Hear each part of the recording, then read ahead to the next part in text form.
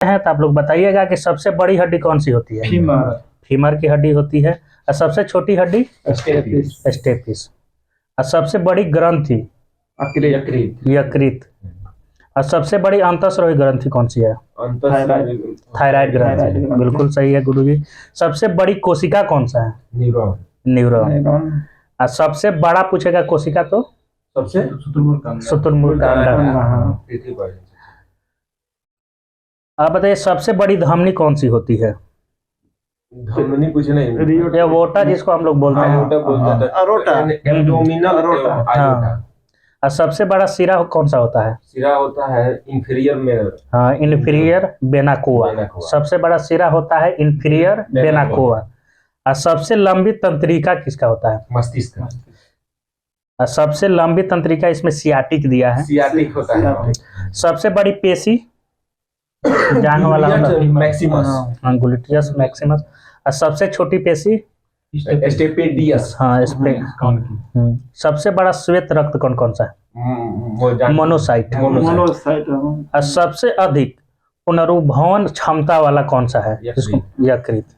और सबसे कम जो मस्तिष्क होता है उसका सबसे कम मतलब वो विभाजित होगा। और सबसे बड़ा अंग कौन सा है? त्वचा। बिल्कुल सही है। और सबसे व्यस्त अंग कौन सा है? हृदय। और सबसे पतली त्वचा कहाँ होता है? सबसे कान में होता है, उसका नाम है उसका कंजंक्टिवा में होता है सबसे पतली। और संपूर्ण शरीर में रक्त का आयतन कितना होता है? 5 से 6 लीटर होता है। स्त्री में होगा इससे आधा लीटर कम। सामान्य रक्तचाप कितना होता है? 80 mmHg। अब आपको बताना है कि लाल रक्त कणों का जीवन काल कितना होता है? 120 से 120 दिन। और श्वेत रक्त कणों का सामान्य काउंट कितना होता है? एक मतलब क्यूबिक में लगभग कितना हो जाएगा?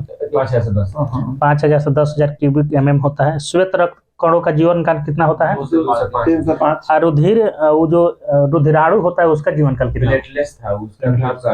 5 से 6 3 से 5 था। उसका होता है 3 से 5 दिन। इसका होता है 2 से 4 दिन, लेकिन यहाँ 2 से 5 दिन दिया है। उसका होता है रुधिराणु का 3 से 5 दिन। और श्वेत वाला का होता है 2 से 4 दिन। अब बताना है कि रक्त प्लेटलेट्स जो होता है उसका काउंट बताइए कितना से कितना के बीच में रहता है? 2 लाख से 4 लाख। हाँ, 2 लाख से 4 लाख प्रति क्यूबिक mm होता है। आपको बताना है कि हीमोग्लोबिन पुरुष में 100 सीसी में लगभग कितना ग्राम रहेगा? 14 से 16 सीसी मतलब ग्राम रहेगा 100 सीसी में। और सर्वदाता रक्त समूह तो मालूम है सबको, वो होता है निगेटिव होता है। आईएबी में पॉजिटिव होता है। और सर्वग्राही रक्त समूह ए पॉजिटिव, ये भी पॉजिटिव हो जाता है। और सामान्य शरीर का तापक्रम कितना होता है? 98.6। अब मस्तिष्क का भार कितना होता है? 14। क्रेनियल तंत्रिकाओं की संख्या 11 जोड़ी 22। स्पाइनल तंत्रिकाओं की संख्या 31 जोड़ी 62। अब सामान्य हृदय दर कितना होता है प्रति मिनट? 72 होता है। सामान्य नाड़ी दर वही हो गया। गैस्ट्रिक जूस जो होता है उसका पीएच मान कितना होता है? 0.4 अब मूत्र का पीएच मान तो मालूम है 6 होता है। रक्त का पीएच मान 7.4। अब पेंक्रियाटिक जूस का पीएच मान कितना होता है? 8.5। और शरीर में कुल अस्थियों की संख्या 239। और शरीर में कुल पेशियों की संख्या कितनी होती है? 639। और शरीर में कुल भार में जल का हिस्सा कितना रहता है? 65 से 80% ऐसे देता है। 65% है। अब आपको विज्ञान की कुछ प्रमुख शाखाओं के बारे में बताना है। तो आपको बताना है कि किस शाखा के अंतर्गत विषयों के बारे में अध्ययन किया जाता है? इसका नाम है टॉक्सिकोलॉजी। आपको बताना है कि नींद का अध्ययन को क्या कहा? नहीं, नींद मतलब एप्सो नहीं आता, हो जाएगा हिप्सोमानिया। हाँ, हिप्नोलॉजी। नींद का अध्ययन हिप्नोलॉजी। आपको बताना है कि मानसिक संक्रमण की प्रक्रिया का अध्ययन क्या कहलाता है? मानसिक संक्रमण प्रक्रिया का अध्ययन टेलीपैथी मानसिक संक्रमण प्रक्रिया का अध्ययन। रेशम के उत्पादन का अध्ययन तो मालूम हो जाएगा सेरीकल्चर है। चंद्रमा के मूल स्वरूप तथा गति के वर्णन का अध्ययन क्या कहलाता है? चंद्रमा के मूल तो होता है इसे चंद्रमा से। सेलिनोलॉजी होता है। शैवाल का अध्ययन साइकोलॉजी फाइकोलॉजी। का माइकोलॉजी। पुराने सिक्कों का न्यूमेटिक जिसमें अंकों का अध्ययन किया जाएगा उसको क्या बोला जाएगा? उसको कहते हैं न्यूमेटिक्स। नंबर वाला से होता है न्यूमेरोलॉजी। न्यूमेरोलॉजी अंक का अध्ययन के तो लॉजी लग जाएगा। शब्द कोशों का संकलन या लिखना क्या कहलाता है? लेक्सिकोग्राफी। लेक्सिकोग्राफी। बताइए कि द्रव स्थैतिक का अध्ययन क्या कहलाता है? हाइड्रोस्टैटिक्स। स्टैटिक्स हो जाएगा। द्रव स्थैतिक का अध्ययन कहलाता है हाइड्रोस्टैटिक्स। जल संवर्धन का अध्ययन क्या कहलाता है? हाइड्रोपोनिक्स। द्रव स्थैतिक का अध्ययन हाइड्रोस्टैटिक्स। जल संवर्धन कहा जाएगा तो हाइड्रोपोनिक्स। सूर्य के प्रभाव से चिकित्सा करने की प्रक्रिया को क्या कहेंगे? सूर्य के प्रभाव से चिकित्सा करने की प्रक्रिया को, सूर्य का जो होता है ना, हेलियोथेरेपी होता है। सूर्य का अध्ययन हेलियोलॉजी भी हो सकता है। अब आपको बताना है कि औषधि की वह शाखा जिसका अंतर्गत जलवायु और वातावरण का स्वास्थ्य पर प्रभाव का अध्ययन क्या कहलाता है? इकोलॉजी में तो हो जाएगा आपका परिस्थिति। जियो मेडिसिन। जियो मतलब बायोलॉजी तो आइए गया, मतलब जलवायु और वातावरण का स्वास्थ्य पर क्या प्रभाव पड़ेगा, तो जियो मेडिसिन के अंतर्गत उसका अध्ययन करेंगे। अब आपको बताना कि किसके अंतर्गत भूगणित ज्ञान का अध्ययन किया जाता है? भूगणित ज्ञान। जियोडेसी के अंतर्गत भूगणित ज्ञान का अध्ययन करते हैं। अब आपको बताना है कि जियो की जातियों का विभेदों का अध्ययन, मतलब कौन सा जाति में किस तरह से विभेद होता है? हाँ, जिनिकोलॉजी होता है। जिनिकोलॉजी में जियो के जातियों के विभेदों का अध्ययन किया जाता है। अब मानव जाति का अध्ययन क्या कहलाता है?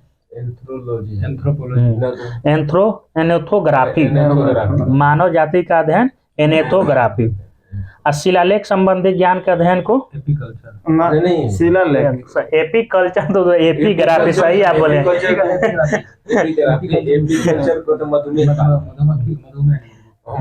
अब बीज लेखन संबंधी ज्ञान का अध्ययन क्या कहलाता है? बीज है क्रिप्टोग्राफी। अब विश्व रचना संबंधी ज्ञान का अध्ययन, विश्व की रचना कैसे हुआ है, कॉस्मोग्राफी। ब्रह्मांड की हो जाएगा। उत्पत्ति का सिद्धांत का अध्ययन करेंगे तो उसमें कॉस्मोगोनी। विश्व रचना संबंधी अध्ययन पूछेगा तो कॉस्मोग्राफी। अब ब्रह्मांड की उत्पत्ति कैसे हुई है इसका अध्ययन के लिए कॉस्मोगोनी। गोनी उसमें गोनी लग जाएगा। शंख विज्ञान, जिसको हम लोग मोलस्का का विज्ञान भी कहते हैं, इसका अध्ययन क्या कहलाता है? कॉन्कोलॉजी। कॉन्कोलॉजी में शंख विज्ञान या मोलस्का का अध्ययन हम लोग करते हैं। अब आपको बताना है कि पक्षियों से संबंधित अध्ययन क्या कहलाता है? अब प्रकाश वाला अध्ययन क्या कहलाता है? ऑप्टिक्स कहलाएगा। दांतों का अध्ययन करने वाली चिकित्सा विज्ञान ओडोंटोग्राफी। अब मानव शरीर में नाड़ियों तथा तंत्रिकाओं का अध्ययन तथा उपचार किस विज्ञान के तहत किया जाता है? न्यूरोलॉजी। अब आपको जानना है कि पृथ्वी पर पाए जाने वाले प्राणियों तथा पौधों की संरचना, रूप, प्रकार आदि का अध्ययन का विज्ञान क्या कहलाता है? मॉर्फोलॉजी। मॉर्फोलॉजी में प्राणी पौधा का मतलब संरचना कैसा। अब मौसम की दशाओं में होने वाली क्रियाओं और परिवर्तनों का अध्ययन किस विज्ञान के तहत किया जाता है? ये हो जाएगा मीटीरियोलॉजी। स्त्री में पाए जाने वाले ब्रेस्ट कैंसर की जांच करने वाली चिकित्सा विज्ञान की शाखा बताइए? मैमोग्राफी। मैमोग्राफी में स्त्री में पाए जाने वाले ब्रेस्ट कैंसर के जांच करने वाली शाखा है। और समय मापने वाला विज्ञान, तो बहुत बार क्वेश्चन आया है, होरोलॉजी। होरोलॉजी में समय मापने वाला विज्ञान है। और स्वास्थ्य की देखभाल करने वाला स्वास्थ्य क्या कहलाता है? ये तो बहुत बार लोग बोलता है कि हाइजीन का ध्यान रखिए। स्वास्थ्य संबंधी आएगा तो हाइजीन। आपको बताना है कि पानी से रोग की चिकित्सा को हाइड्रोफोबिया हाइड्रोपैथी। हाइड्रोफोबिया तो एकदम से डर लगना। डर लगना, हाँ, तो उसी से रिलेटेड अब फूल और साग सब्जी उगाने वाले पुष्प हॉर्टिकल्चर। अब वृद्धावस्था से संबंधित तथ्यों का अध्ययन डेंटो नहीं जी, जिरेंटोलॉजी। जिरेंटोलॉजी में अब आपको बताना है कि पृथ्वी को छोड़कर अन्य ग्रहों और उपग्रहों के जीवन की संभावना का अध्ययन किया जाता है, उसको किस में रखते हैं? X bio. बायोलॉजी। चिकित्सा विज्ञान की वह शाखा जिसमें महामारी और उसके उपचार से संबंधित है एपिडेमियोलॉजी। वही एपिडेमिक मतलब तो ऐसा ही होता है, महामारी। जंतु विज्ञान की वह शाखा कीट पतंगों का व्यापक अध्ययन एंटोमोलॉजी। अब वनस्पति तथा प्राणियों के पर्यावरण और प्राकृतिक के संबंध का अध्ययन इकोलॉजी। सही बात है, इकोलॉजी होता है। अब आपको बताने कि समस्त ब्रह्मांड का अध्ययन करने वाले विज्ञान को हम लोग क्या कहते हैं? कॉस्मोलॉजी। आप बताइए कि चिकित्सा विज्ञान की वह शाखा जिसमें रासायनिक यौगिकों से उपचार किया जाता है? कीमियोथेरेपी। अब मकड़ों का अध्ययन एरेनियोलॉजी में मकड़ों का अध्ययन। अब महामारी रोग का अध्ययन तो आप अभी बता दिए हैं, एक बार और आ गया। अनुवांशिक घटकों में फेरबदल के कारण मनुष्य में हुए परिवर्तन इसमें रखते हैं यूजेनिक्स में हम लोग अनुवांशिक घटकों में फेरबदल जो होता है जिसके कारण मनुष्य में परिवर्तन हो जाता है। कैंसर का अध्ययन तो सबको मालूम होगा, ओनकोलॉजी। और टेक्नोलॉजी की वह शाखा जो चीनी मिट्टी के बर्तन तैयार करने संबंधी है, सिरेमिक्स। बिल्कुल सही है। खगोलीय पिंडों का अध्ययन एस्ट्रोनॉमी। आपको बताना है कि ज्योतिष शास्त्र वाला अध्ययन एस्ट्रोलॉजी। ये तो आप लोग को मालूम होना चाहिए नहीं तो आप लोग जिसमें मानव विकास, रीति रिवाज, इतिहास, परंपराओं संबंधी अध्ययन किया जाता है एंथ्रोपोलॉजी। आपको बताना है कि जीव विज्ञान की वह शाखा जो शरीर की आंतरिक संरचना से संबंधित है एनाटॉमी। एनाटॉमी में शरीर के आंतरिक संरचना से संबंधित। अब आपको बताना है कि स्वप्नों का अध्ययन को क्या कहते हैं? ऑरिनोलॉजी। अब मनुष्य के सौंदर्य के अध्ययन को एस्थेटिक्स आई होता है, कॉल्मेलॉजी कुछ कैलोलॉजी होता है। मनुष्य के सौंदर्य का अध्ययन कैलोलॉजी। पूरा सौंदर्य जाएगा तो हो जाता है एस्थेटिक्स। जीवन की उत्पत्ति के समय ऑक्सीजन अनुपस्थित नहीं था। आपको बताना है कि शरीर में सबसे मजबूत एनामेल होता है जो कि कैल्शियम फॉस्फेट का बना होता है, दांत के ऊपर रहता है। अब मनुष्य का लिंग निर्धारण किससे होता है? पुरुष से। सबसे तेज जो है तंत्रिका आवेग चलता है, तो इसका स्पीड बताइए।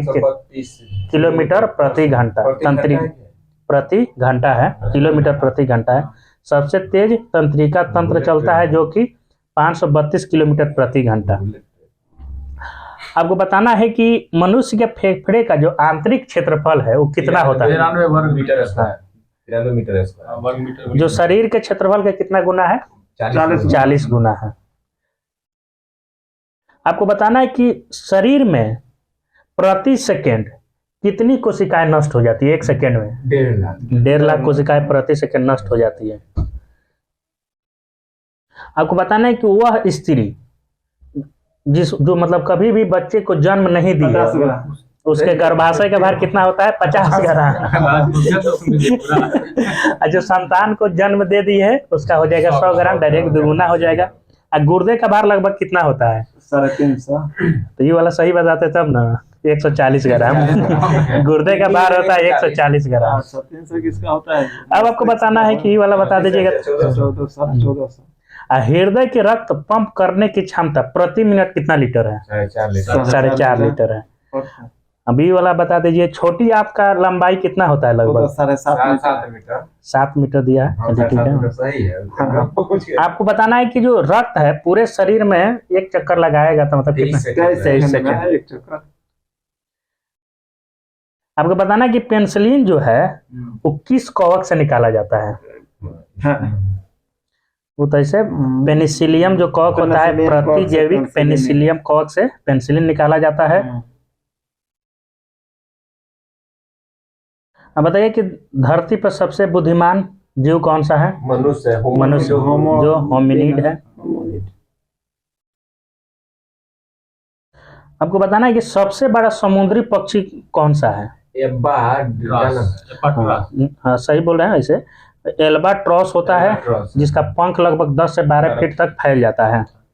जहाजों से बड़का हो जाता है। आपको बताना है कि जब मान लीजिए कोई स्त्री गर्भाशय है या नहीं है, इसकी जांच के लिए कौन सा हार्मोन मतलब प्रयोग किया जाता है? कौन सा हार्मोन जांच के लिए उपयोग किया जाता है? HCG hormone. हाइड्रोकार्बन।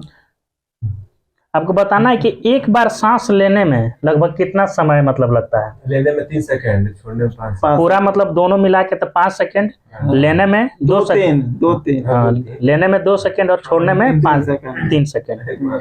आपको बताना है कि जब मान लीजिए एक बार हम सांस लेते हैं तो लगभग कितना हवा हमारे अंदर चली जाती है? 500 मिली। अब मनुष्य के शरीर में रुधिर प्रतिदिन लगभग कितना मतलब लीटर ऑक्सीजन शरीर की कोशिकाओं तक पहुंचता है? 350 लीटर। इसमें आपको सबसे ज्यादा हीमोग्लोबिन के द्वारा 97% पहुंचता है और शेष जो है प्लाज्मा के द्वारा पहुंचता है। आपको बताना है कि शरीर का सामान्य ताप जो कि 95 फ़ारेनहाइट से गिर जाएगा तो उसको हम लोग क्या कहते हैं? हाइपोथर्मिया। नख, खुर और सिंग किस उत्तक के बने? केराटिन के बने होते हैं। केराटिन के।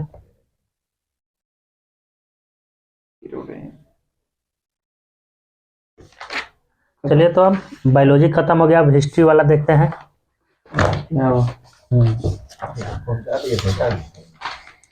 तो आपको बताना है कि सबसे पहले इतिहास को 3 भागों में बांटने का श्रेय किस वैज्ञानिक को जाता है? सिलेरियस। हाँ, क्रिस्टोफ सिलेरियस बिल्कुल सही बोले हैं। बताना है कि भारत का प्राचीन धर्म ग्रंथ कौन सा है? वेद है। इसका संकलन करता तो सबको मालूम होगा। हाँ, वेद व्यास है। जो वेद है किसका उपदेश देता है? ज्ञान का। वसुदेव कुटुंबकम। जो भी वेद है वसुदेव कुटुंबकम का उपदेश देता है। आपको बताना है कि ऋचाओं के क्रमबद्ध ज्ञान के संग्रह को हम लोग क्या कहते हैं? ऋग्वेद कहते हैं। ऋग्वेद में आप देखिए ऋचाओं का जो भी क्रमबद्ध ज्ञान है उसके संग्रह किया गया है ऋग्वेद में। ऋग्वेद में आपको बताना है कितना मंडल है? 10 मंडल, 1028 सूक्त है, 10,462 ऋचाएं हैं। इस वेद के पढ़ने वाले को हम लोग होत्री कहते हैं। आपको बताना है कि ऋग्वेद से मतलब किसकी जानकारी मिलती है? तो राजनीतिक प्रणाली, इतिहास और ईश्वर की महिमा के बारे में जानकारी मिलती है। अब आपको बताइए कि गायत्री मंत्र जो है किस मंडल में है? 9वें में सोम है। 9वें मंडल में सोम है। तीसरे में रचित सूर्य के देवता के सावित्री को समर्पित है। गायत्री मंत्र तीसरे मंडल में है जो सूर्य देवता सावित्री को समर्पित है और गायत्री मंत्र के मतलब विश्वामित्र द्वारा रचित है। 9वें मंडल में देवता सोम का उल्लेख है। अब आपको बताना है कि हस्तलिखित ऋचाएं किस मंडल में है? 8वें मंडल। 8वें मंडल को हम लोग हस्तलिखित ऋचाएं है जिसको हम लोग खील कहते हैं। और जो वर्ण व्यवस्था था वो किस मंडल में है? 10वें मंडल में है। उसमें 4 गो है, ब्राह्मण, क्षत्रिय, वैश्य और शूद्र। अब आपको बताना है कि अधन्य शब्द का किससे है? गाय से है। अभी तो आप लोग को मालूम है कि ईसा मसीह से पहले जो जन्म लेगा ईसा पूर्व और ईसा मसीह के ये ईस्वी में आ जाएगा। अब वामन अवतार का जो 3 पग है उसका हम लोग किस वेद से उसके बारे में जानकारी? ऋग्वेद से। वामन अवतार के बारे में ऋग्वेद से ही जानकारी मिलती है। बताना है कि ऋग्वेद में सबसे प्रसिद्ध देवता कौन थे? इंद्र थे। दूसरा कौन थे? अग्नि थे। हाँ, इंद्र के लिए 250 गो ऋचा है और अग्नि के लिए इंद्र के लिए 250 और अग्नि के लिए 200 है।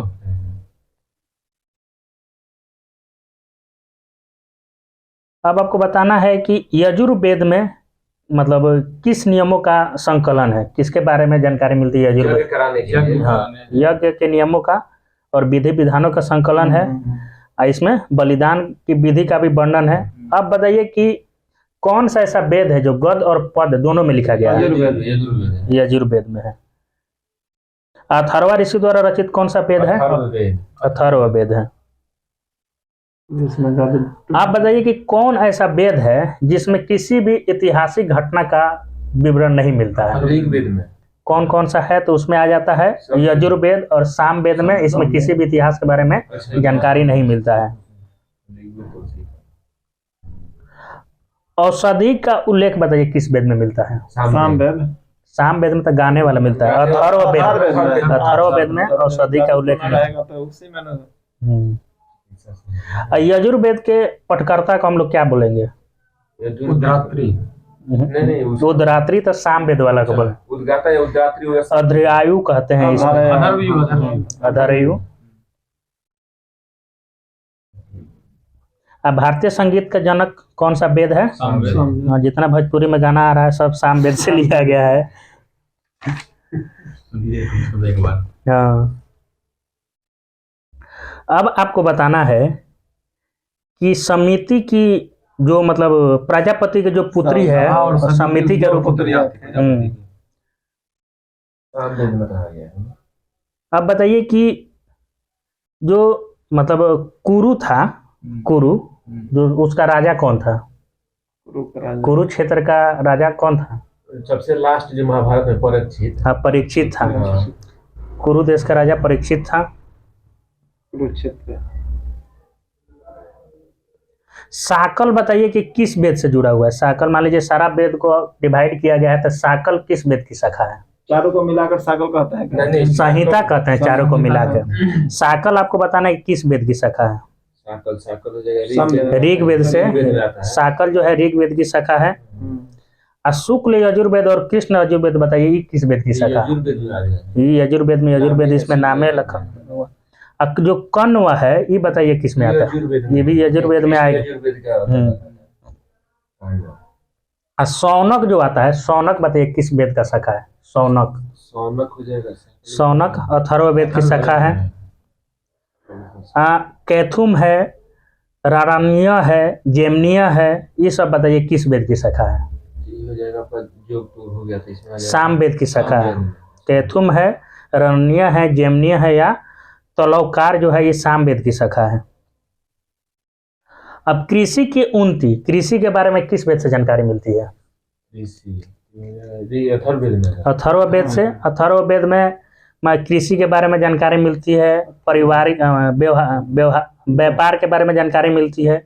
मार्ग का खोज कैसे किया गया था, रोग का निवारण, इस सब के बारे में, विवाह के बारे में, राजभक्ति, राजा का चुनाव, बहुत से वनस्पतियों औषधियों के बारे में अथर्ववेद से जानकारी मिलती है। चलिए आज हम लोग अब शुरू करते हैं। ये तो सबको मालूम होगा कि सबसे प्राचीन वेद कौन सा है? ऋग्वेद, अथर्ववेद। अब आज